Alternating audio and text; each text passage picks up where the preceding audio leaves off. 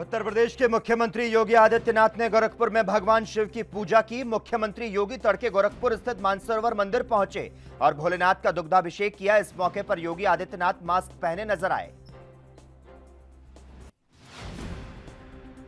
सावन का पहला सोमवार आज कोरोना की वजह से काशी विश्वनाथ मंदिर में श्रद्धालुओं की संख्या हुई कम। भक्तों के लिए बिछाया गया रेड कार्पेट। वैश्विक महामारी से मुक्ति की कर रहे कामना। काशी विश्वनाथ मंदिर में पहले लग जाती थी 2-2 किलोमीटर लंबी कतारें, अब दिखा सूना सूना।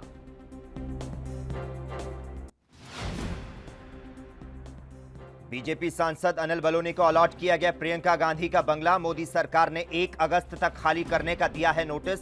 एक अधिकारी ने कहा प्रियंका का बंगला अनिल बलूनी को उनके अनुरोध के बाद आवंटित किया गया। कांग्रेस नेता द्वारा इसे खाली करने पर उन्हें बंगले पर मिलेगा कब्जा। बीजेपी के राष्ट्रीय अध्यक्ष जेपी नड्डा आज डॉक्टर श्यामा प्रसाद मुखर्जी की जयंती पर बंगाल में पार्टी के जनसंवाद वर्चुअल रैली को करेंगे संबोधित। सूत्रों के मुताबिक बंगाल समेत देश भर में 2 करोड़ से ज्यादा बीजेपी के कार्यकर्ता नड्डा के संबोधन को सुनेंगे। मध्य प्रदेश मंत्रिमंडल विस्तार के चौथे दिन आज मंत्रियों के बीच विभाग का हो सकता है बंटवारा। मुख्यमंत्री शिवराज सिंह चौहान ने विभागों को लेकर अंतिम निर्णय लेने से पहले रविवार को दिल्ली में बीजेपी के राष्ट्रीय अध्यक्ष जेपी नड्डा और महामंत्री बीएल संतोष से की थी मुलाकात। मुंबई के ताज होटल धमकी मामले में पुलिस ने अज्ञात लोगों के खिलाफ दर्ज की एफआईआर। पाकिस्तान से आया था धमकी भरा फोन।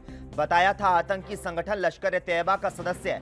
भारतीय दंड संहिता की प्रासंगिक धाराओं में मामला किया दर्ज।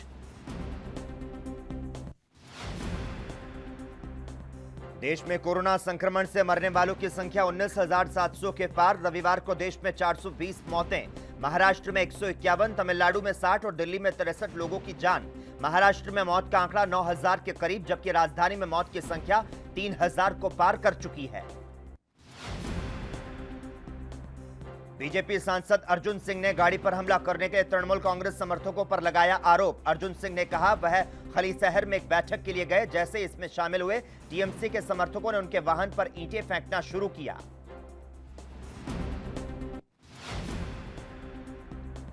कानपुर हत्याकांड को लेकर आम आदमी पार्टी के नेता संजय सिंह ने कहा कि प्रदेश सरकार और पुलिस की प्राथमिकता होनी चाहिए कि खूंखार अपराधी को गिरफ्तार किया जाए, लेकिन इतने दिन बाद भी वो गिरफ्त से बाहर।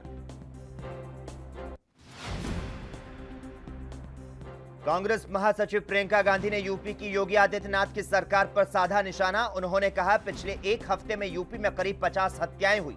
आंकड़ों के अनुसार कई अपराधों में यूपी पूरे देश में टॉप पर। आखिर जवाबदेही किसकी? कोरोना वायरस से सबसे ज्यादा प्रभावित देशों की सूची में भारत रूस को पीछे छोड़कर तीसरे स्थान पर पहुंचा। भारत में संक्रमितों की संख्या 6,90,000 के पार। रूस में इस समय कोरोना संक्रमितों की संख्या 6,80,000।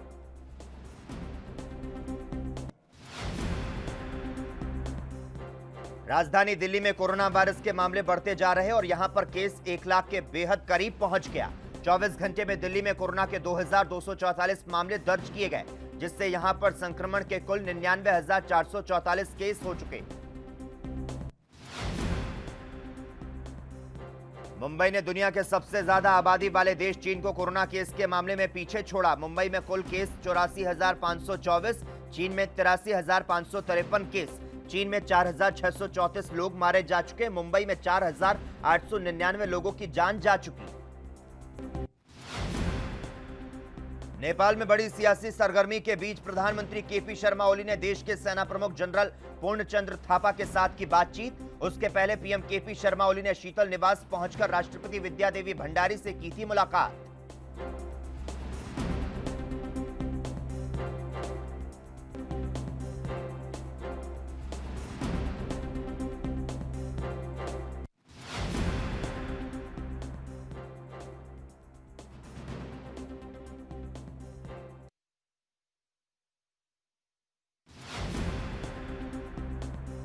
कानपुर पुलिस के साथ मुठभेड़ में गिरफ्तार विकास दुबे के गुर्गे दयाशंकर अग्निहोत्री ने पुलिस के साथ पूछताछ में कई सनसनीखेज खुलासे किए।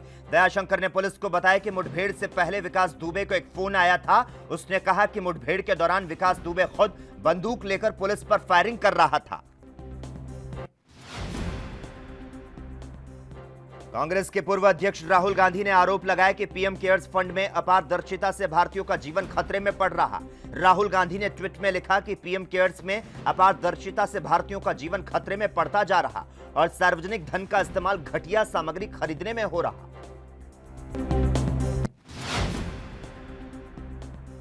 देश के अलग अलग हिस्सों में मानसून का आना शुरू। इस बीच गुजरात के कई जिलों में भारी बारिश से कोहराम मचा। गुजरात के द्वारका, जूनागढ़ और पोरबंदर इलाके में बीते दिन जमकर बरसात हुई। इस बारिश से द्वारका में हालात बेकाबू होते दिखे।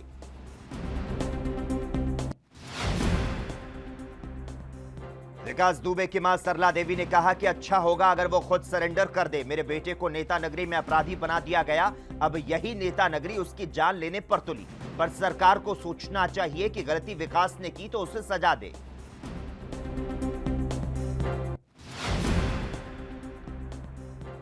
बिकरू गांव पहुंचे आईजी मोहित अग्रवाल ने कहा कि मीडिया में प्रसारित चौबेपुर एसओ विनय तिवारी को मुखबिरी के शक में निलंबित करने की बात सही नहीं। एसओ को दबिश डालने पर गई टीम को संकट में छोड़कर भागने और अपराधी होने के बावजूद उच्च अधिकारियों को सूचित न करने के आरोप में निलंबित किया गया।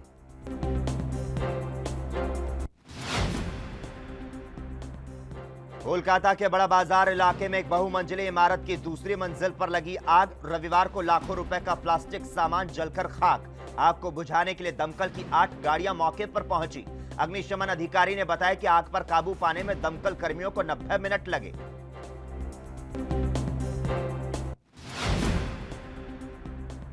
महाराष्ट्र में कोरोना की रोकथाम को लेकर बीजेपी नेता राम कदम ने महाराष्ट्र पर जमकर साधा निशाना। उन्होंने कहा, यहां तीनों दलों में आपस में मतभेद, जिसका भुगतान जनता कर रही।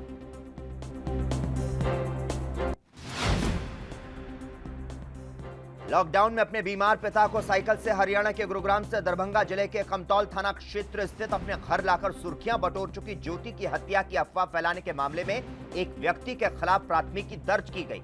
इसके साथ ही कर्तव्य में लापरवाही बरतने के आरोप में पतौर सहायक थाना के अध्यक्ष को निलंबित कर दिया गया।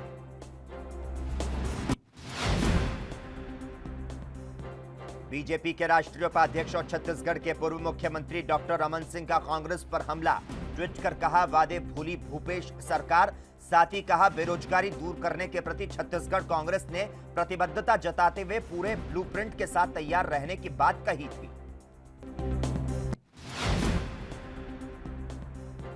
छत्तीसगढ़ के पूर्व सीएम रमन सिंह पर कांग्रेस का पलटवार। कांग्रेस नेता सुशील आनंद शुक्ला ने कहा, वादा खिलाफी का 15 साल लंबा रिकॉर्ड बनाने वाले डॉक्टर रमन सिंह किस नैतिकता से कांग्रेस सरकार से मात्र 1.5 साल में वायदों का हिसाब मांग रहे।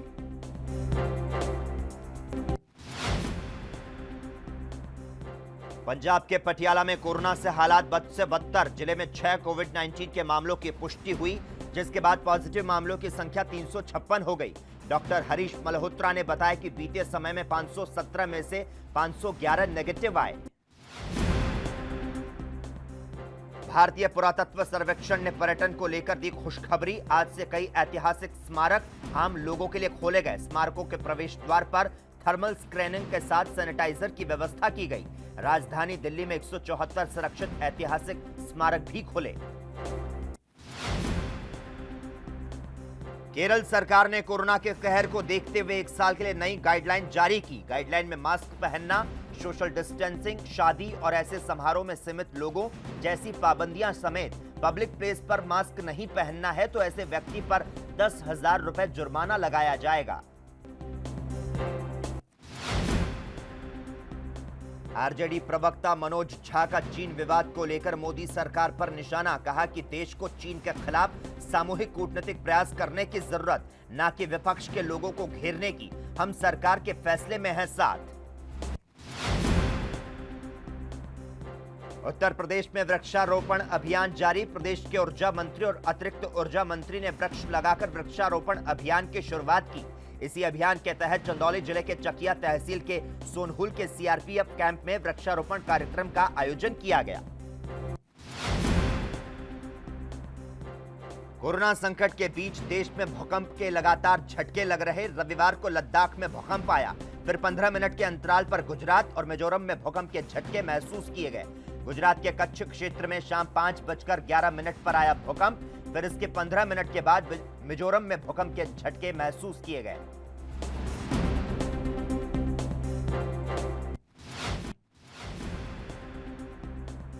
प्रधानमंत्री नरेंद्र मोदी, उपराष्ट्रपति एम वेंकैया नायडू और अन्य नेताओं ने भारतीय जनसंघ के संस्थापक श्यामा प्रसाद मुखर्जी को उनकी जयंती पर दी श्रद्धांजलि। पीएम मोदी ने कहा कि श्यामा प्रसाद ने भारत की एकता को आगे बढ़ाने के लिए साहसी प्रयास किए।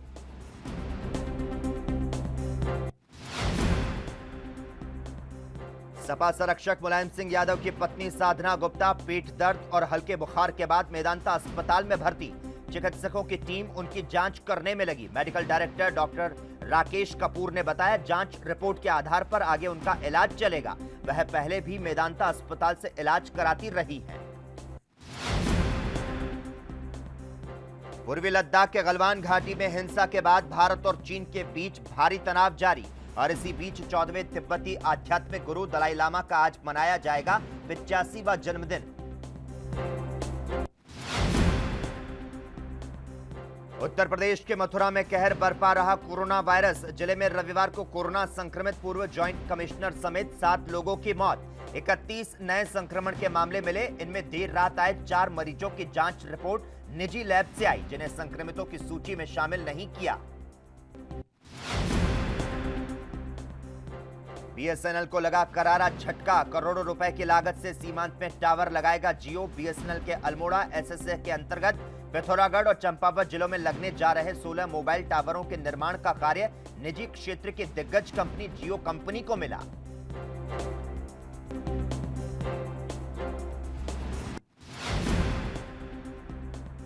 उत्तर प्रदेश कांग्रेस अध्यक्ष अजय सिंह लल्लू ने यूपी सरकार पर लगाए गंभीर आरोप। कहा कि सत्ता के राज में अपराधी कर रहे अपराध। इस सरकार से कानून व्यवस्था संभल नहीं रही। योगी सरकार इस्तीफा दे दे, उनसे उत्तर प्रदेश नहीं संभल पाएगा। उत्तर प्रदेश में बना नया रिकॉर्ड। वन महोत्सव पर उत्तर प्रदेश में लगाए गए 26 करोड़ पौधे। मुख्यमंत्री योगी आदित्यनाथ ने कहा, कोरोना महामारी में 2 गज की दूरी का ध्यान रखते हुए विभिन्न संस्थाओं ने अपना योगदान देते हुए एक दिन में लगभग 26 करोड़ पौधे लगाने का नया रिकॉर्ड बनाया। मैं इसके लिए सभी को देता हूं बधाई।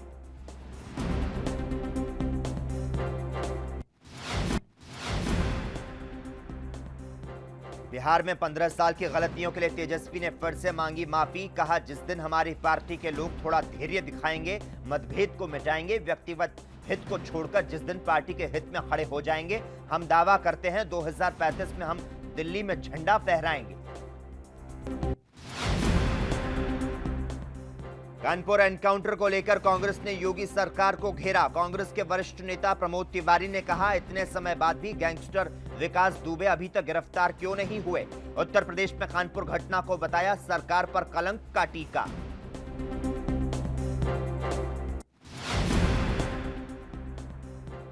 जापान में भारी बारिश के चलते आई बाढ़ और भूस्खलन से मरने वालों की संख्या 34, तो वहीं काफी संख्या में लोग लापता हो गए। दक्षिणी जापान में बाढ़ में फंसे लोगों के लिए बचाव कार्य जारी। इसके अलावा नर्सिंग होम में काफी संख्या में लोगों की गई जान।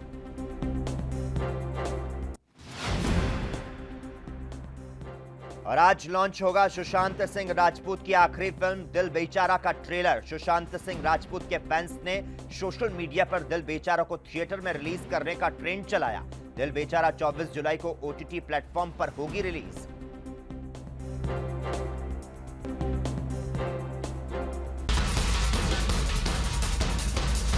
देश दुनिया की खबरों के लिए एएनबी न्यूज को सब्सक्राइब करें और बेल आइकन दबाएं।